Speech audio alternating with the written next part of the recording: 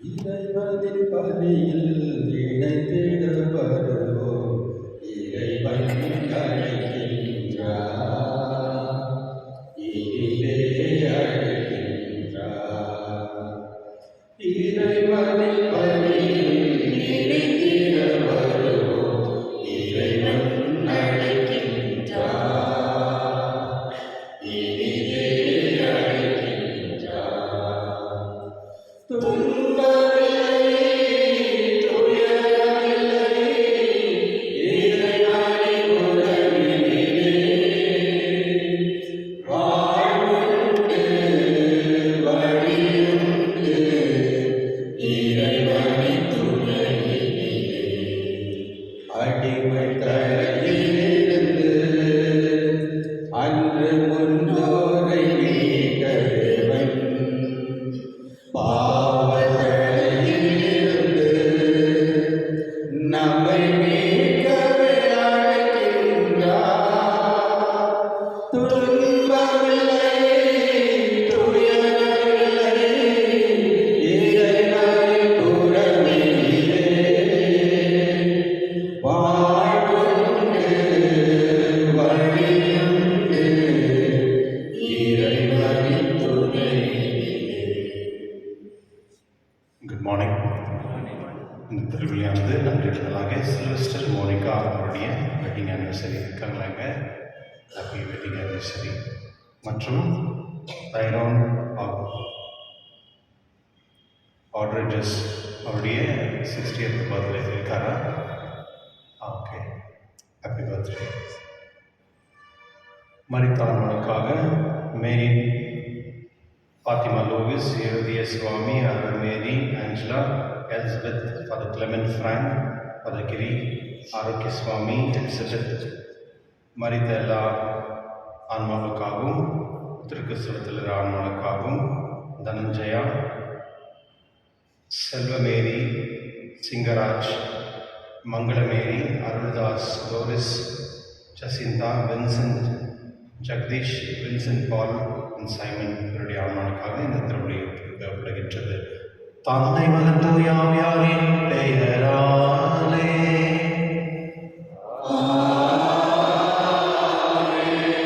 நம் ஆண்டவராகிய இயேசு கிறிஸ்துவின் அருளும் கடவுளின் அன்பும் தூய ஆவியாரின் நட்புறவும் உங்கள் அனைவரோடும் இருப்பதாக.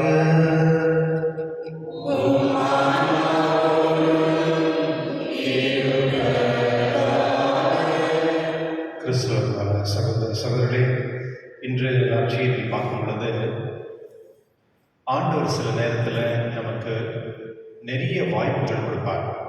அந்த வாய்ப்பு கொடுக்கும் பொழுது அதை பயன்படுத்தக்கூடிய தன்மை நம்மிடத்தில் இருக்க வேண்டும். சில நேரத்தில் கடவுள் கொடுக்குற அந்த சக்தியோ ஞானமும் அறிவும் இதை நம்ம பயன்படுத்தாமல் நமக்காக நம்ம வாழ்கின்ற பொழுது ஆண்டவர் அதுக்கு கணக்கு கேட்பார். அதுதான் என்னுடைய நற்செய்தியில் பார்க்கின்றோம். அதனால என்னுடைய திருப்பல் கடவுளில் மன்றாடுவோம். கடவுளை நீ கொடுத்த இந்த ஆன்மாவும் மற்றும் இந்த சரீரத்தையும் நான் பயன்படுத்தி அது மூலியமாக எனக்கு கொடுத்த அந்த ஞானம் அறிவை பயன்படுத்தி நான் எப்பொழுதுமே மற்றவர்களுக்கு உதவியாக இருக்கக்கூடிய தன்மை தாரபடி இந்த திருப்பலில் மன்றாடுவோம்.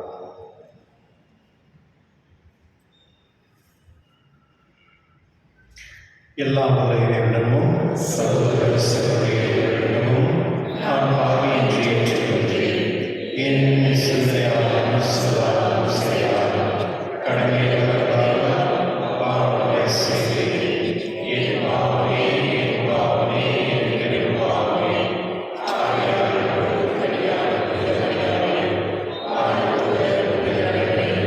சகோதர சகோதரிகளே, நம்முடைய எல்லாம் இறைவன் நம் மீது இரக்கம் வைத்து நம் பாவனை மன்னித்து நம்மை நிலை வாழ்வுக்கு அழைத்து செல்வாராக.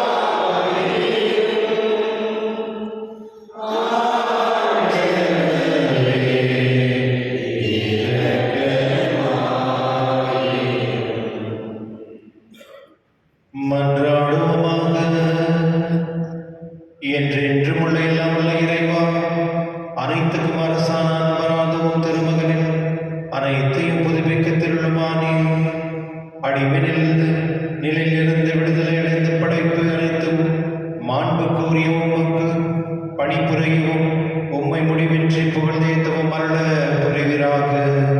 உம்முடைய தூயாவின் ஒன்றிப்பில் இறைவனாய் என்றென்று வாழ்ந்து ஆட்சி செய்கின்ற எங்கள் ஆண்டவரும் உம் திருமகனாகிய இயேசு கிறிஸ்து வழியாக உம்மை மன்றாடுகின்றோம்.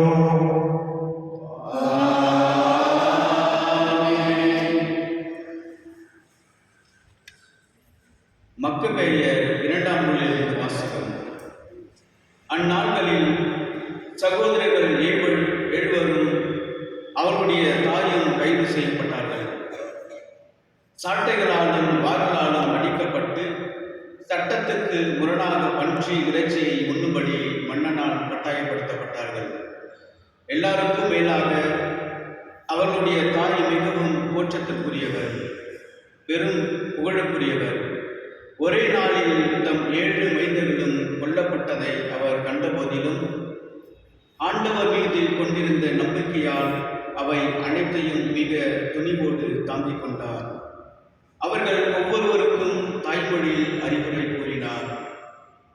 பெருந்தன்மை நிறைந்தவராய் பெண்ணுக்குரிய பண்பையும் ஆணுக்குரிய துணிவையும் இணைத்து அவர்களிடம், நீங்கள் என் வயிற்றில் எவ்வாறு உருவானீர்கள் என நான் அறிவேன்.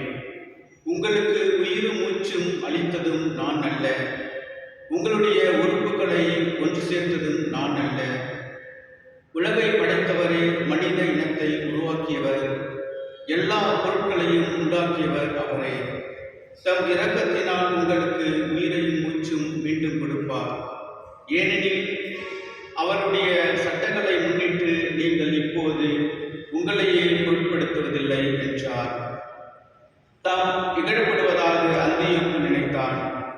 அந்த தாயின் கூற்றில் ஏளனம் இருப்பதாக ஐயமுற்றான். எல்லாருக்கும் இளைய சகோதரர் இன்னும் உயிரோடு இருக்க கண்டு, உன் மூதத்தாயரின் பழக்க வழக்கங்களை நீ கைவிட்டு விட்டால் உன்னை செல்வனாகவும் பிறர் அழுக்காறு கொள்ளும் வகையில் உயர்ந்தவனாகவும் ஆக்குவதோடு என் நண்பனாகவும் ஏற்றுக்கொண்டு உனக்கு உயர் பதவி வழங்குவேன் என்று சொன்னது மட்டுமின்றி உறுதியும் கூறி ஆணையிட்டான். அவ்விளைஞர் மன்னனின் சொற்களுக்கு சிறிதும் செவிசாய்க்காததால் அவருடைய தாயை அவன் தன்னிடம் அழைத்து அந்த இளைஞன் தம்மையே காத்து கொள்ளும்படி அறிவுரை கூறுமாறு வேண்டினான். மன்னன் அவரை மிகவும் வேண்டிக் கொண்டதனால் அந்த தாய் தம் மகனை இணங்க வைக்க இசைத்தார்.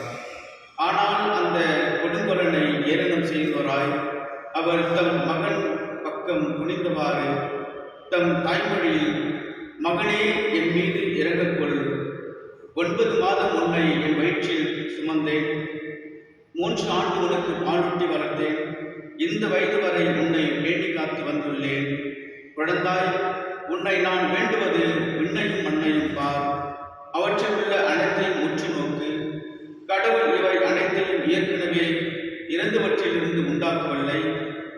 இவ்வாறு மனித இனமும் தோன்றிற்று என்பதை அறிந்து கொள்வாய். இக்குழந்தைக்கு அஞ்சாதே. ஆனால் நீ உன் சகோதரனுக்கு ஏற்றவன் என மெய்ப்பித்து காட்டு.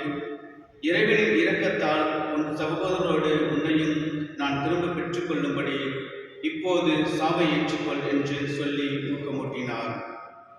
தாய் பேசி முடிப்பதற்குள் அந்த இளைஞர் பின்வருமாறு கூறினார்: எதற்காக நீங்கள் காத்து கொண்டிருக்கிறீர்கள்? மன்னனின் கட்டளைக்கு நான் கீழ்ப்படிய மாட்டேன். மோசே வழியாக எங்கள் மூதாதையருக்கு கொடுக்கப்பட்ட திருச்சட்டத்தின் கட்டளைகளுக்கு கீழ்ப்படிவேன். இவ்விரருக்கு எதிராக எல்லா வகை துன்பங்களையும் திட்டமிட்ட நீ கடவுளின் கைக்கு தப்ப மாட்டார் என்றார். ஆண்டவரின் அருள்வாக்கு. பதிலுரை பல்லவி. நானோ விழித்தெழும்போது உன் உருவம் கண்டு நிறைவடைவேன். நானே விழித்தெழும்போது உன் உருவம் கண்டு நிறைவடைவேன். ஆண்டவரே, என் வழக்கின் நியாயத்தை கேட்டலும், என் வேண்டுதலை உற்று கேளும். வஞ்சகமற்ற உதற்றின் நின்றிடும் என் மன்றாட்டுக்கு செவிசாய்த்தருளும். நானே விழித்தெழும்போது உன் உருவம் கண்டு நிறைவடைவேன். என் நடத்தை உன் பாதையில் அமைந்துள்ளது. என் காலடிகள் உன் வழி நின்று பிழறவில்லை. ஏனெனில் நீர் எனக்கு பதில் அளிப்பீர். என் பக்கம் உம் செவியை திருப்பியருளும். என் விண்ணப்பத்திற்கு செவி சாய்த்தருளும். நானே விழித்தெழும் போது உன் உருவம் கண்டு நிறைவடைவேன். உமது கண்ணின் மணியென என்னை காத்தருளும். உம்முடைய சிறகுகளின் நிழலில் என்னை மூடிக்கொள்ளும். நானோ நேர்மையின் நிலைத்திருந்து உமது முகம் காண்பேன். விழித்தெழும்போது உமது உருவம் கண்டு நிறைவு பெறுவேன். நானே விழித்தெழும் போது உன் உருவம் கண்டு நிறைவடைவேன். அனைவரும் அல்லேலூயா அல்லேலூயா அல்லேலூயா அல்லேலூயா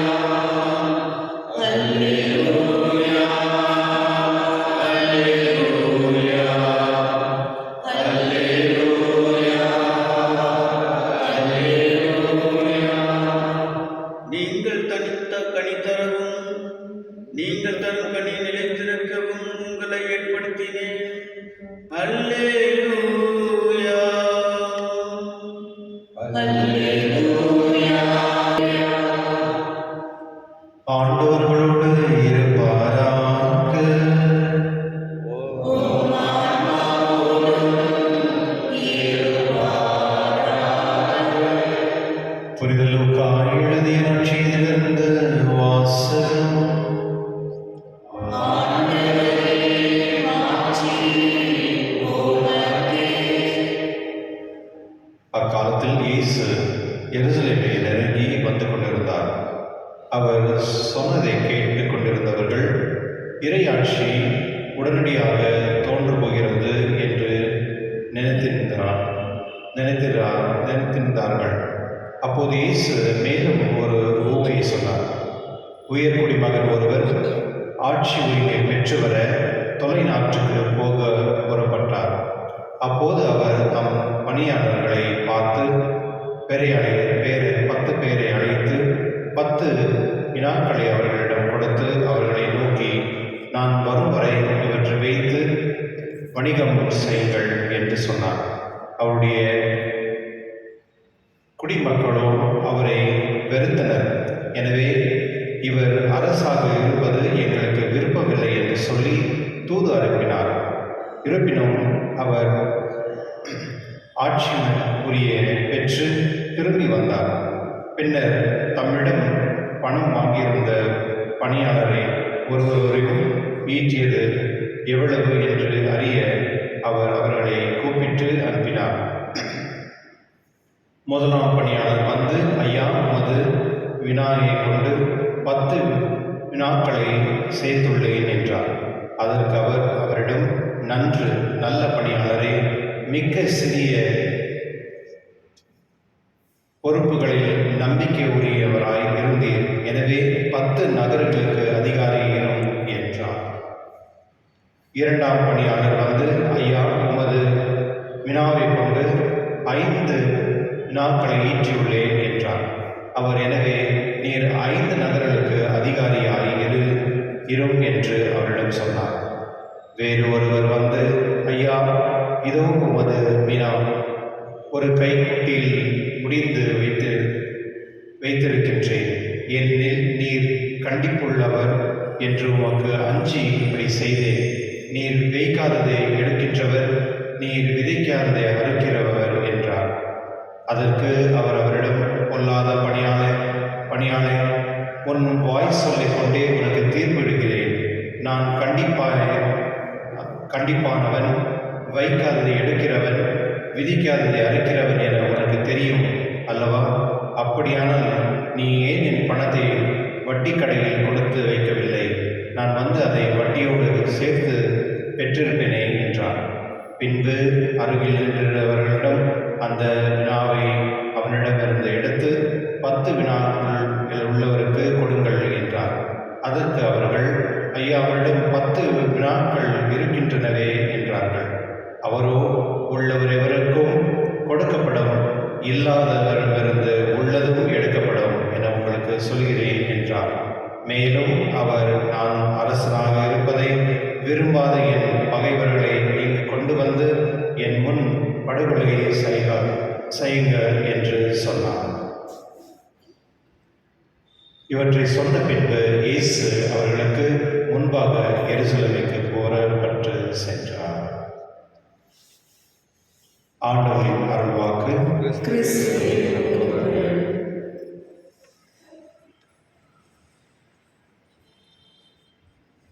கிறிஸ்துவில் அன்பான சகோதரர்களே, ஒரு கடையில் ஒருத்தர் கடை வச்சுட்டு இருந்தாரு. யார் அவர்கிட்ட போய் பைசா கொடுத்தா அவர் கையில் வாங்கிக்குவார். கொடுக்கும் பொழுது கையில் வாங்கிக்குவார்.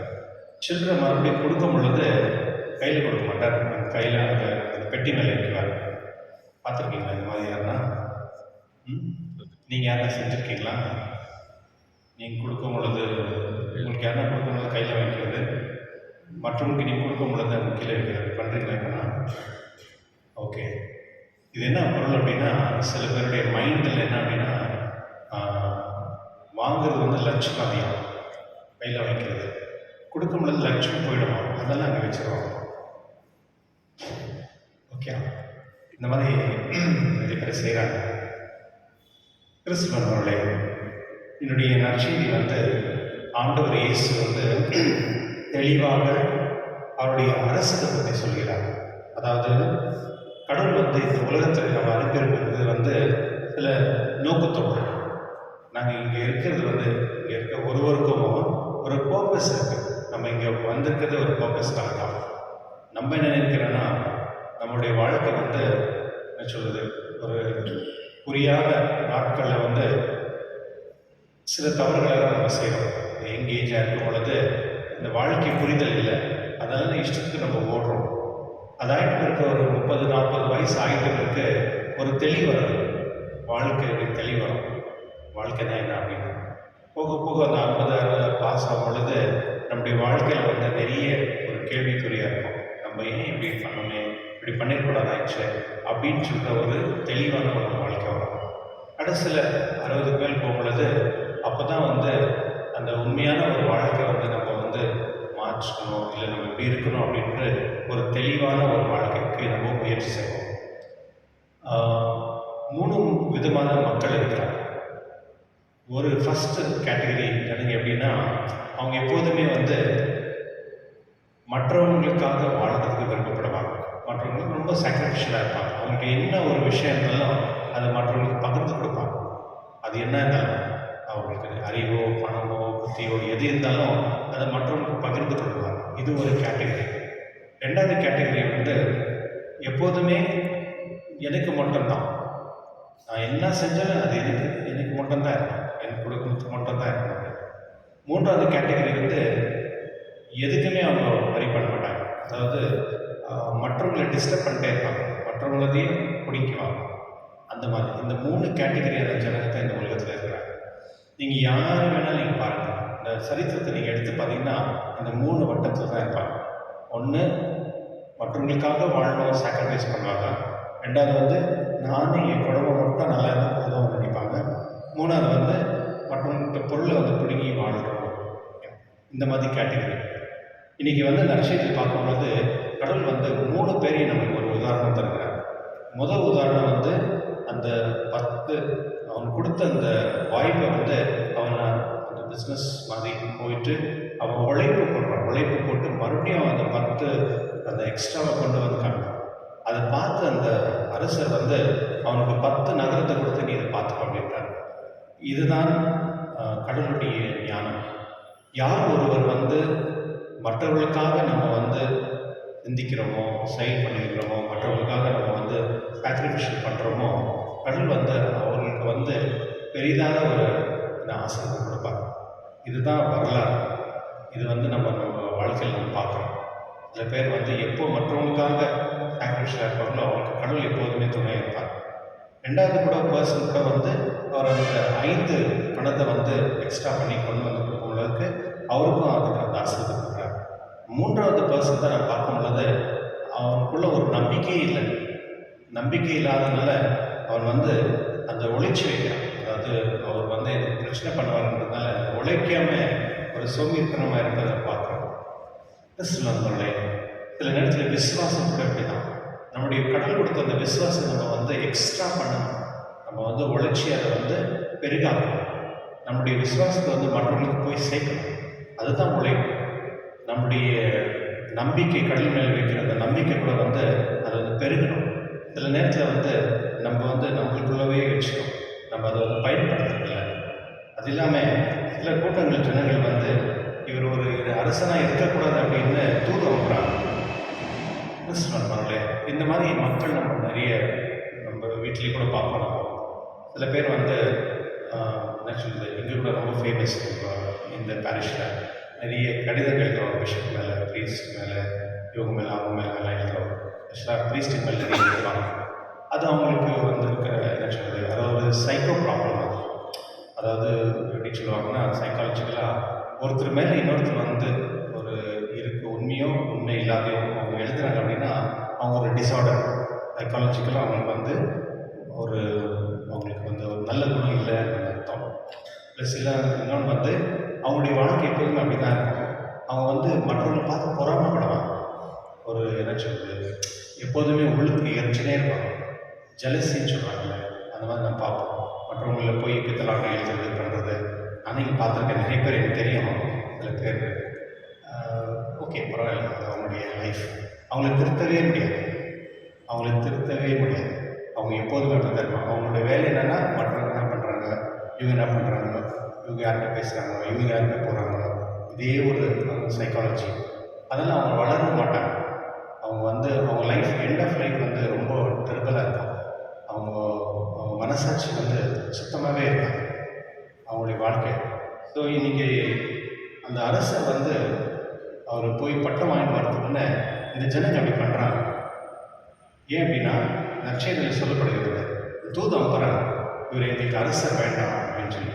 ஆனால் இருந்தாலும் மறுபடியும் அவர் தான் அரசர். வந்த பிறகு அவர் வந்து அந்த கணக்கு கேட்குறாங்க ஒருத்தரையும். இதுதான் நடக்கும் நம்மளுடைய வாழ்க்கையில். என்னைக்காவது ஒரு நாள் வந்து கடவுள் வந்து நம்மளுக்கு கணக்கு கேட்பார். நம்மளுக்கு கொடுத்துருக்க அறிவு, நம்மளுடைய வாழ்க்கை, நம்மளுக்கு கொடுத்துருக்க பணமோ அதிகாரமோ இதெல்லாம் வந்து கணக்கு கேட்பார். ஏன் கணக்கு கேட்பார்னா அது அப்படி தான். ஏன் கணக்கு கேட்க முடியாது. கடவுள் நம்ம கொடுத்துருக்க வாழ்க்கைக்கு வந்து அதுக்கு ஒரு வேல்யூ இருக்குது. அந்த வேல்யூ வந்து நம்ம இன்க்ரீஸ் பண்ணணும், நம்ம டிக்ரீஸ் பண்ண முடியாது, கீழே எடுக்க முடியாது. அதுக்கு வந்து வேல்யூ நம்ம இன்னொரு ஒரு பர்சன் பாருங்கள் எவ்வளோ நல்லா வாழ்கிறாங்க அப்படி தான் பண்ணாங்க, என்ன இவர் இப்படியா அப்படின்னு சொல்லக்கூடாது இல்லையா. கிறிஸ்துவனுடைய என்னுடைய நற்செய்தியில் வந்து ஆண்டவர் இயேசு வந்து யார் வந்து உழைக்கிறாங்க, திருச்சபைக்காரோ அவருக்காக உழைக்கிறாங்களோ அவருக்கு இன்னும் பதவியையும் ஆசீர்வாதம் கொடுக்குறாங்க. இங்கே பதவின்னா ஆசீர்வாதம் அர்த்தம். சில நேரத்தில் வந்து நம்முடைய வாழ்க்கையில் வந்து கடவுளுடைய ஆசீர்வாதம் பெற்றதுக்கு நம்ம முயற்சி செய்யணும். நம்ம என்ன பண்ணுறோம் அப்படின்னா கடவுளுடைய ஆசீர்வாதம் இல்லாமல் இந்த உலகத்துக்கு சம்மந்தப்பட்ட விஷயத்தை வந்து மட்டும் நம்ம வந்து விருப்பப்படுறோம். அதனால் வாழ்க்கையில் எதுவுமே இருக்காது. நீங்கள் சில வீட்டில் பாருங்கள், நிறைய பிரச்சனை இருக்கும், ஒரு சமாதானம் இருக்காது, ஒரு அமைதி இருக்காது, எப்போதுமே ஒரு குழப்பத்தில் இருப்பாங்க. அந்த என்ன சொல்றது எல்லாமே இருக்கும், அது எதுவுமே இருக்காது. அந்த மாதிரி ஒரு வாழ்க்கை இருக்கும். கிறிஸ்துவர்களே, நம்முடைய வாழ்க்கை எப்பொழுதுமே வந்து கடவுளுக்கு சார்ந்ததாக இருக்கும்.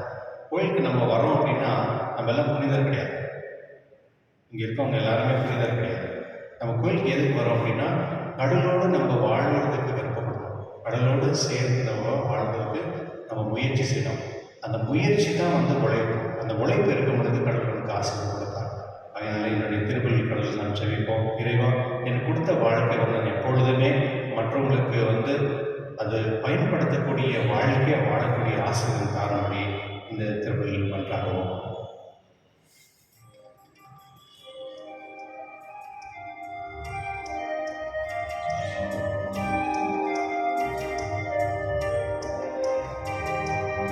இறைவா இறைவா இதயம் மலர்ந்து அர்ப்பணித்தேன் அன்புடனே திருவா.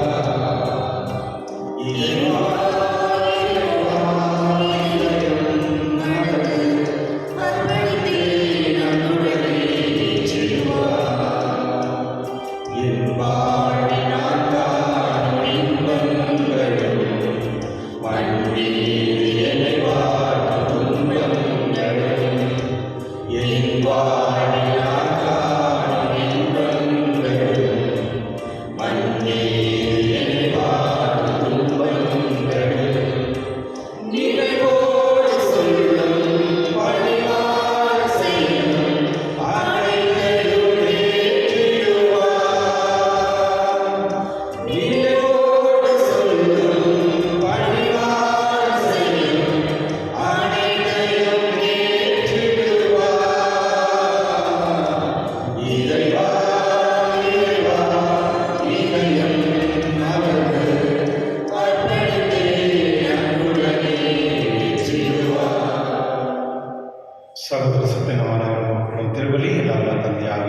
ஏற்றதாகும்படி ஜெபியுங்கள். ஆண்டவர் பிரபுத்தின் நிகழ்ச்சிக்காகவும் மாட்சிக்காகவும் நமது நன்மைக்காகவும் புனித வழிபடலுக்காகவும் உமது கையில் பலி ஏற்றுக்கொள்வாராக.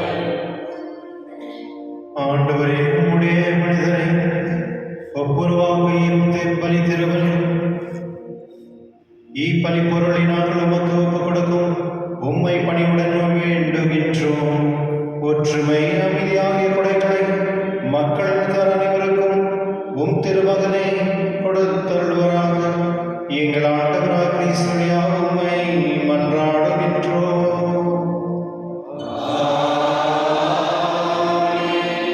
ஆண்டவர் உங்களோடு இருப்பாராக.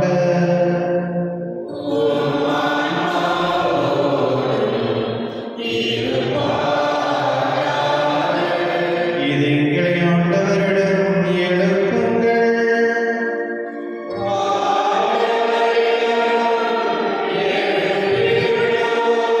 நம் இறைவனாகிய ஆண்டவருக்கு நன்றி கூறுவோம்.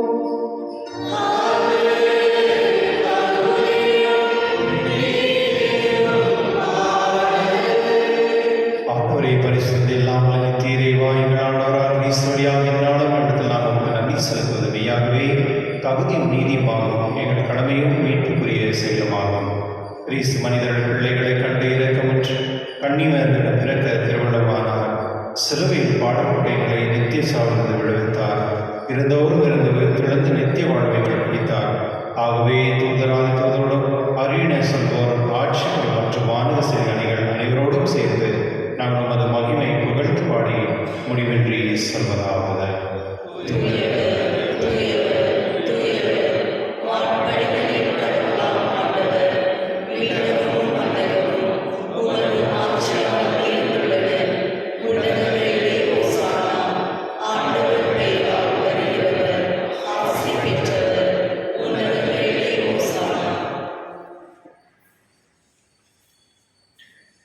ஆண்டவரே, நேர்மையாகவே தூயவர் தூய்மனத்திற்கும் ஊற்று.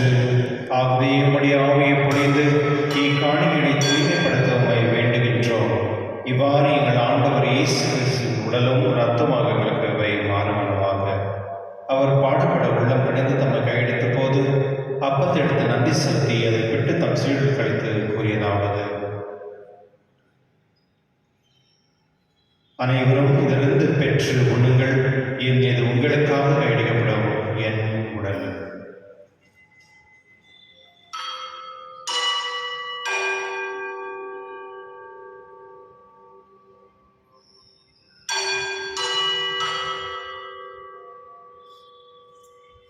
அவனிடமே இரவிருந்தை அருந்திய பின் கிண்ணத்தை எடுத்து மீண்டும் அவருக்கு நன்றி கூறி தம் சீடர்கள் கழித்தவர் கூறியதாவது: அனைவரும் இதிலிருந்து பெற்று பருங்கள்.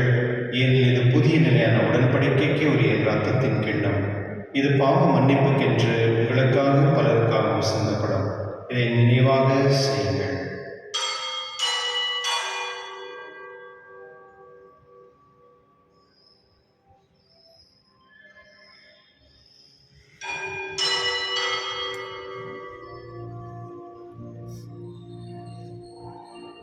நம்பிக்கையின் மறைபொருள்.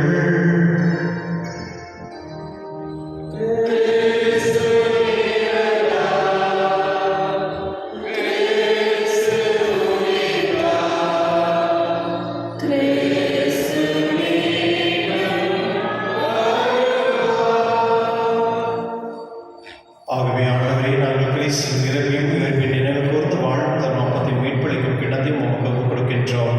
உம் திருமணம் என்று உமக்கு ஊழியம் புரிய தகுதியுள்ள நினைவுகளை ஏற்றுக்கொண்டீர். எனவே உமக்கு நன்றி செலுத்துகின்றோம். மேலும் கிறிஸ்துவின் உடலிலும் இரத்தத்திலும் பங்கு கொள்ளும் எங்களை தூயாவை கொண்டு சேர்க்க வேண்டும் என்பதை தாழ்மையுடன் கொண்டாடுகின்றோம். ஆண்டவரே, உலகெங்கும் பரவிருக்கும் உங்கள் திருவை நினைவு கூர்ந்தள்ளும்.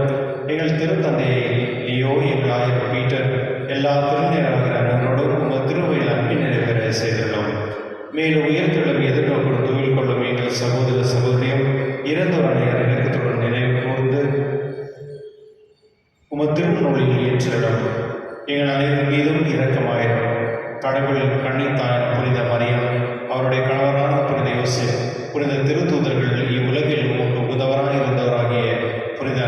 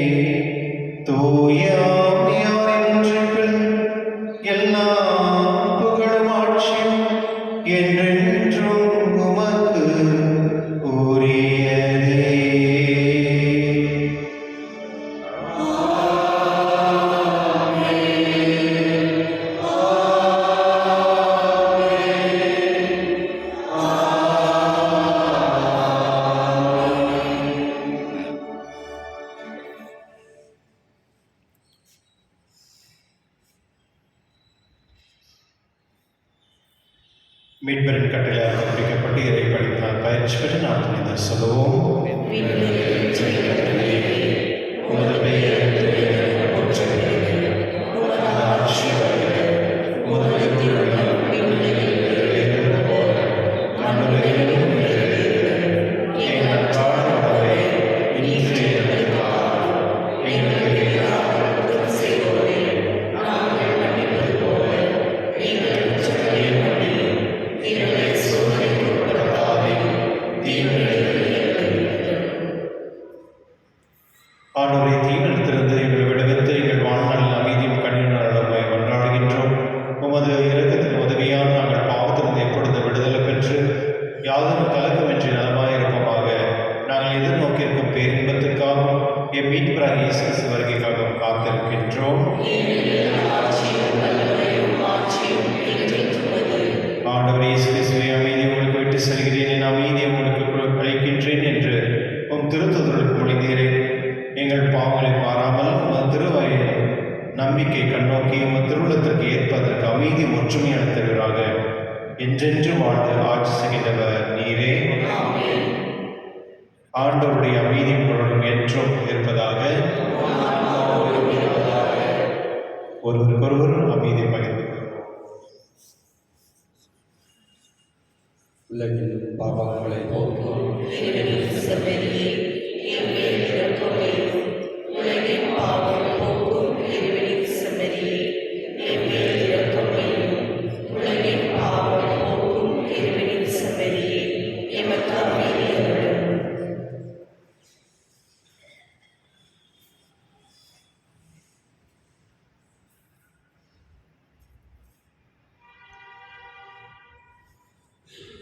இதோ இறைவனின் செம்மறி, இதோ உலகின் பாவங்களை போக்குபவர். செம்மன் விருது கழகி பெற்றோர் பேர் பெற்றோர்.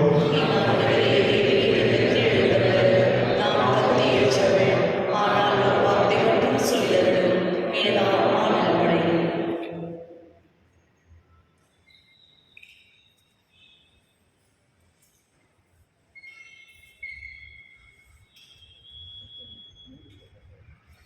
Thank you.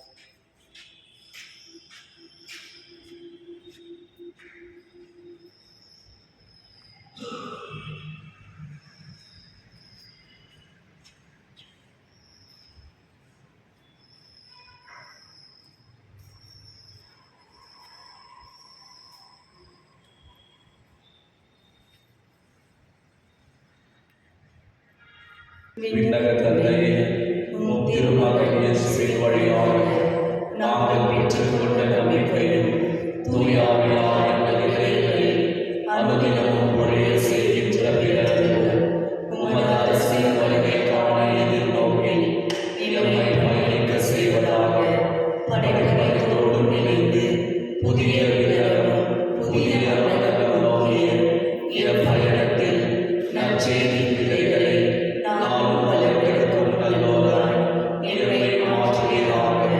மீட்பின் யூகி கொண்டாட்டம் மற்றும் என் பங்கின் யூகி கொண்டாட்டம் ஆகியவற்றை அருளும் ஆசியும் விண்ணக செல்வர்கள் மீதான உண்மையான நாட்டத்தை எம்மில் தூண்டி எழுப்பதாக. எம் பங்கின் பாதுகாவலராகிய மீட்பர் இயேசுவை தூய்மை நிலையிலிருந்து வருகின்ற மகிழ்ச்சியையும் அமைதியையும் படைப்படைத்திருக்கும் பகிர்ந்து கொடுக்கக்கூடிய திருத்தூதர்களாக எம்மை மாற்றுவீராக.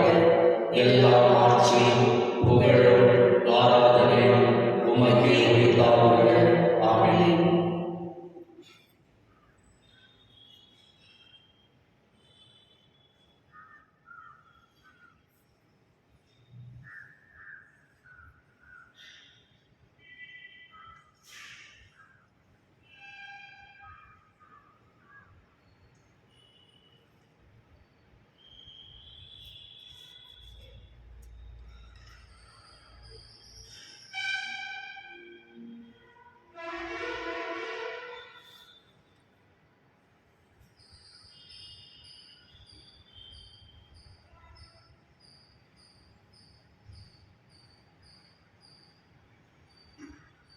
மன்றாடுவோமாக. ஆண்டவரே, சாகுவந்தம் உணவை கொள்ளும் நாங்கள் உம்மை வேண்டுகின்றோம். அனைத்துக்கும் அரசன் கிறிஸ்தன் கட்டளைகளுக்கு கீழ்ப்படைவதில் பெருமை கொள்ளும் நாங்கள் அவருடைய விண்ணக ஆட்சியில் அவரோடு என்றென்று வாழ ஆற்றல் பெறுவோமாக. எங்கள் ஆண்டவராக கிறிஸ்து வழியாக உம்மை மன்றாடுகின்றோம்.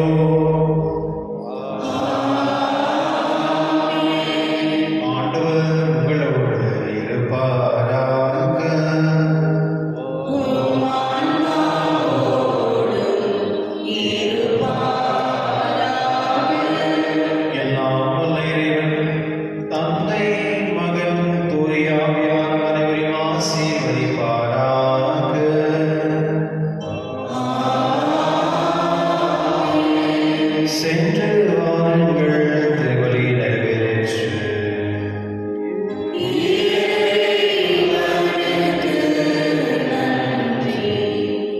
உங்களுக்கு நன்றி. A wonderful day. Thank you, Father.